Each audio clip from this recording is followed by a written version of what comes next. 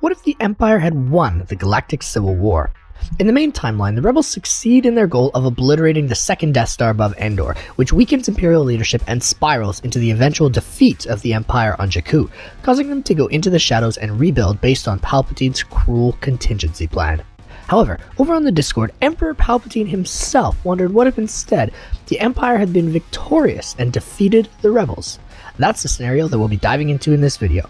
This one will be a little bit darker than some of our other stories, so make sure that you're prepared for that if you're going to continue watching. Strap into your TIE fighters, relax with a cup of my galaxy-renowned Bantha brew, and let's hop right into this wild and wacky what-if scenario. Do you know what it takes to make videos like this? Our YouTube channel is a self-supported one, composed of a series of artists that work every day to bring you top quality content. Some of our videos take over 24 hours to develop, including script writing, narration, and editing. If you like our content and enjoy listening to our videos, you can help give us a little bit of support. For only $5 a month, you can become a Bantha Stew Patreon supporter, stay in touch with our latest projects, suggest changes, and even be featured in future videos. That will help our little channel stay funded and help us accomplish our dream of creating a successful YouTube channel. Now, without further delay, let's get into today's story. Our story begins on the forest moon of Endor.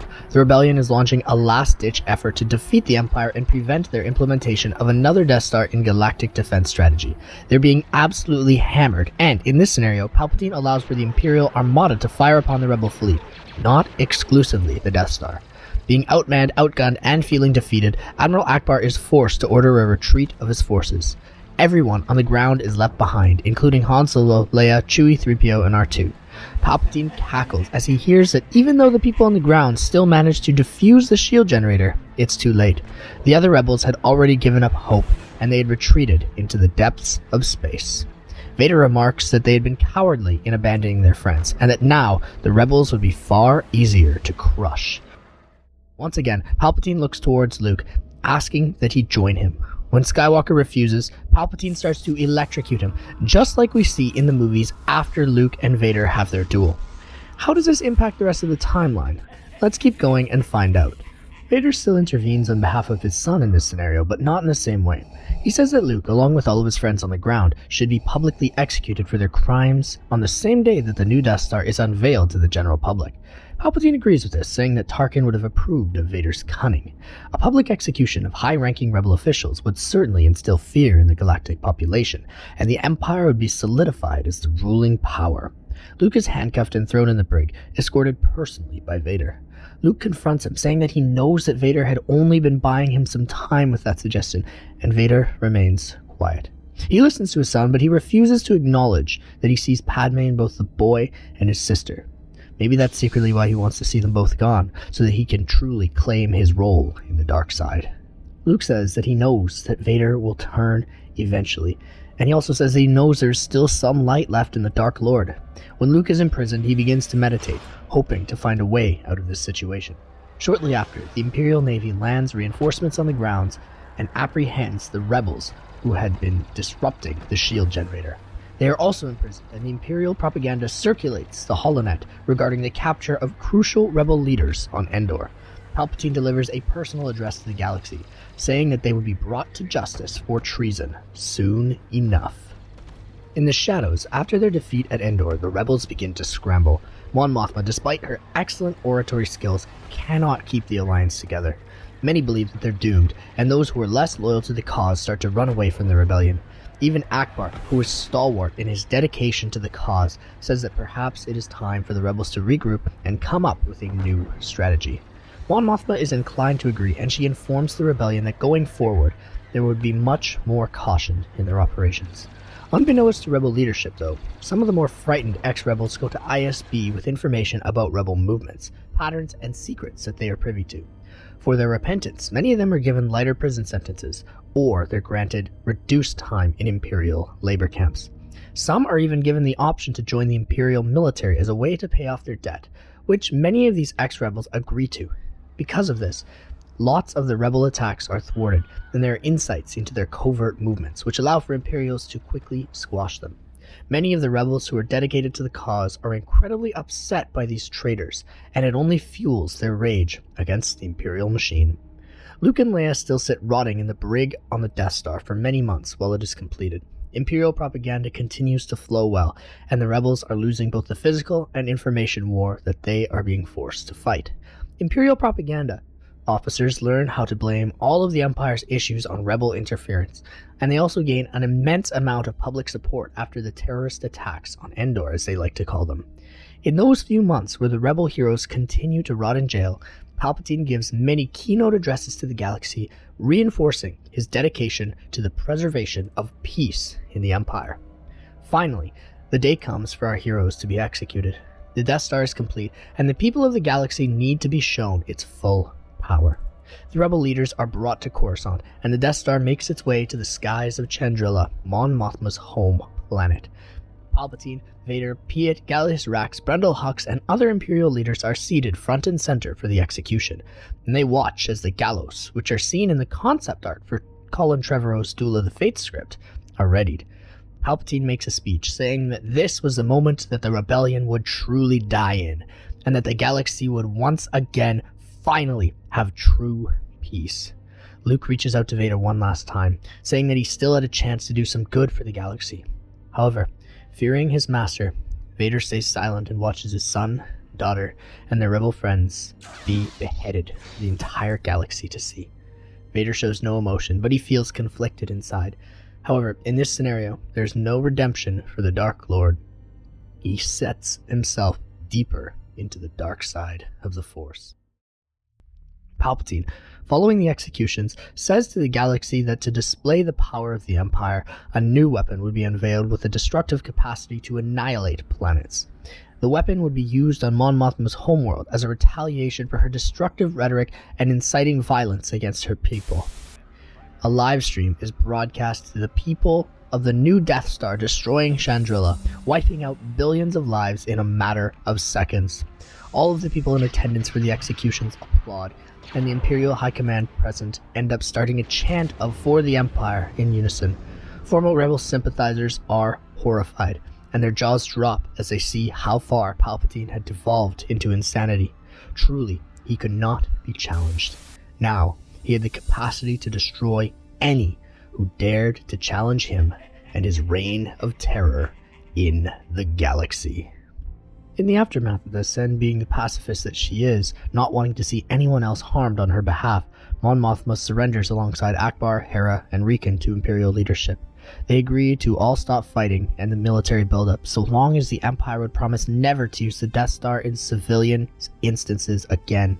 Mon Mothma is traumatized by the destruction of her homeworld, and she finally feels some semblance of defeat. She doesn't even want to see Palpatine use the weapon again, and she's willing to give up on her principles to ensure that he doesn't. Once again, all of these leaders face public execution for the same response, and the rebellion dies forever. Palpatine reigns supreme.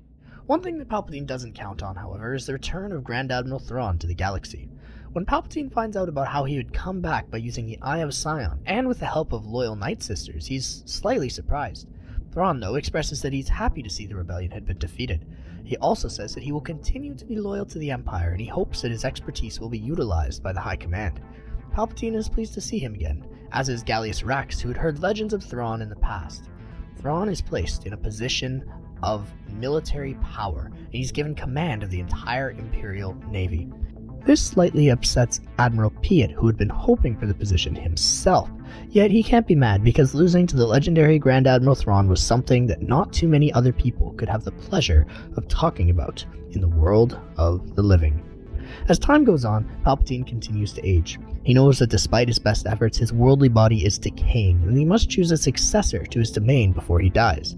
Palpatine chooses Vader to be his successor, knowing that he will carry on his legacy and will make an excellent emperor for the galaxy at large, while Rax, Thrawn, and Admiral Piet all display incredible leadership qualities. Their experience is mostly military. Vader not only had military experience, but he also had some political savvy due to the time that he had spent with Palpatine and the Senators during the Clone Wars. Palpatine requests that Vader be the one to end his life, just as any good Sith apprentice would, and he tells Vader that one day he would be back. He discovered much about Sith alchemy over his lifetime, and he knows that his soul will be preserved in a new body upon passing. So, Vader kills Palpatine, and he proclaims to the galaxy that he is the new Emperor by the wishes of the former Dark Lord of the Sith. The Imperial leadership finds this to be a strange way of conducting a handover, but Palpatine always had been one who liked to go on his own terms. Vader ascends to the throne, and he maintains an iron fist during his rule. The Death Star continues to deter disobedience, and rebel activity is kept to a minimum. There are still pirates and organized criminal groups that operate, but so long as they do not impede on the stability of the Empire, their actions are mostly overshadowed by other Imperial initiatives. Vader absolutely cracks down on slavers, though, essentially ending the practice within the galaxy. Zygeria, a world that he had always had an incredible distaste for, is wiped out by the Death Star, ending their aspirations to continue their slave empire. This makes them perfectly prepared for when the Yuuzhan Vong begin to encroach on galactic territory. Following reports of strange beings having entered the galaxy using a mysterious pathway that had been recorded as being called Vector Prime, Vader immediately sends Thrawn to investigate and destroy the intruders if they are not friendly to the Empire. Sure enough, the Yuuzhan Vong immediately attack the Chimera and Thrawn's armada due to their cybernetic nature. After all, the Yuuzhan Vong despise anything that is electronic. Thrawn notes alongside the newly minted Admiral Pellaeon that the technology is unlike anything that either of them had ever seen before. Due to Thrawn's innovative tactics and Pellaeon's command presence, the Imperials manage to do some damage to the intruders before they retreat back to the edge of the galaxy. Thrawn leaves Pellaeon in charge of a defensive front in the Outer Rim, and he returns to Coruscant to update the Imperial High Command. Vader, hearing Thrawn's testimony about the organic technology that had used magma to melt through some of the Imperial hulls, and having looked back on records from days of the Republic, now finally fully understood the purpose of building the Death Star. Not only did Palpatine want to create a stable rule from within the Empire, but he also sought to protect the galaxy from these monsters, beings who were perhaps even worse than the Sith themselves. So, Vader resolves to use the Death Star as it is intended to be used. He would annihilate the Yuuzhan Vong invasion force, which he learned more and more about after reading through some archival information from previous centuries, and he would display the full might of the Empire to them. They would never attack again. Vader himself boards the Death Star, and he commands Thrawn to come with him to Pellaeon's location. Vader, knowing that if somehow the Vong were to destroy the battle station like the rebels had one day long ago, that he would have to have a contingency plan, and he commands that Gallius Rax be made regent of the Empire while he's gone, which is well accepted by the Imperial High Command and citizens. Thrawn also places Admiral Piet to be the man who is in charge of commanding the Imperial Navy while he goes on this special mission with Vader. Piet is incredibly pleased by this temporary promotion, and he hopes that it may mean something in the future.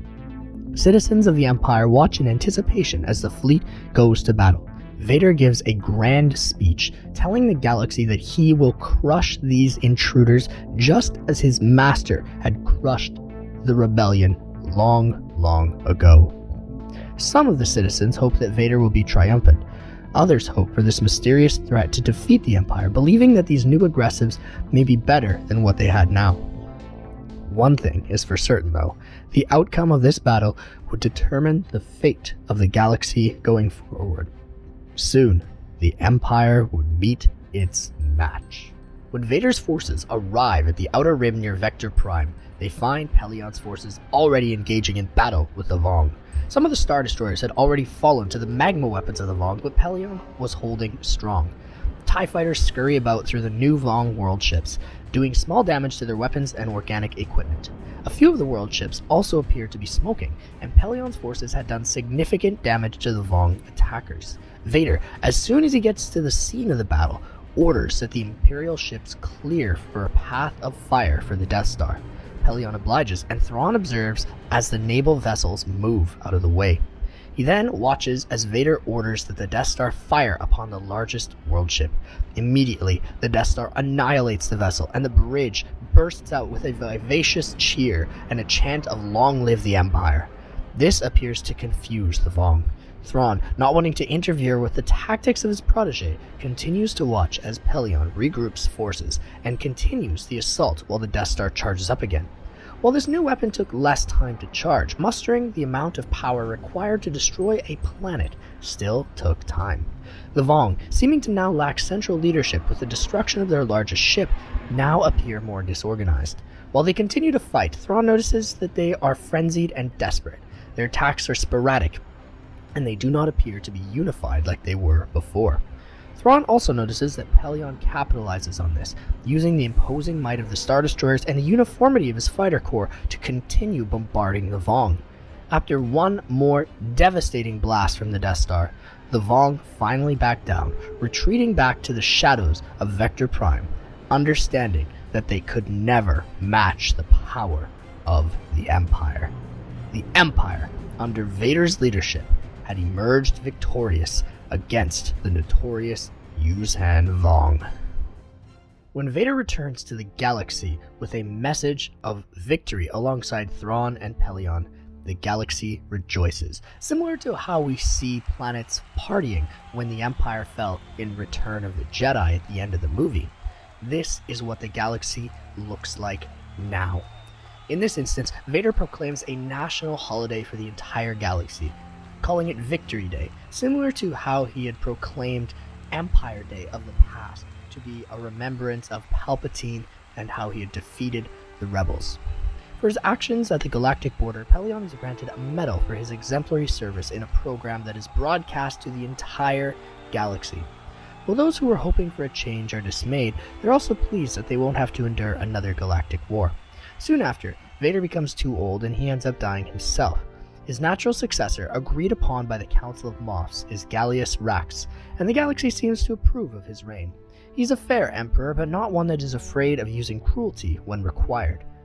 Being Palpatine's protege, he'd learned the pros and cons of the first Emperor's rule, and he attempts to govern in a way that would balance everything that he had learned in the past. He's well liked by Imperial High Command, and Thrawn appreciates that he's a genius in both the military and political realms. He also appreciates that Rax will listen to him on issues such as regional self-determination, higher taxes, and increased investment into the military. Hey there folks, thanks for watching today's video. If you enjoyed this alternate story, I'd recommend checking out this other video, What if Anakin killed Palpatine instead of Dooku? If you have any comments about this story, I'd love to hear them in the comments below. Do you agree with how things played out? Would you like to see part 2? If so, what do you think would happen in a sequel? Also, we have a fantastic Discord community that's continuing to grow daily. We'd love to see you join us so that we can keep in touch with you. In addition, your ideas for video topics, along with your artwork that you share in the Discord, may be featured in future videos. Have a bantha-tacular rest of your day, everyone, and as always, I hope that you've had your delicious daily dose of Bantha Stew.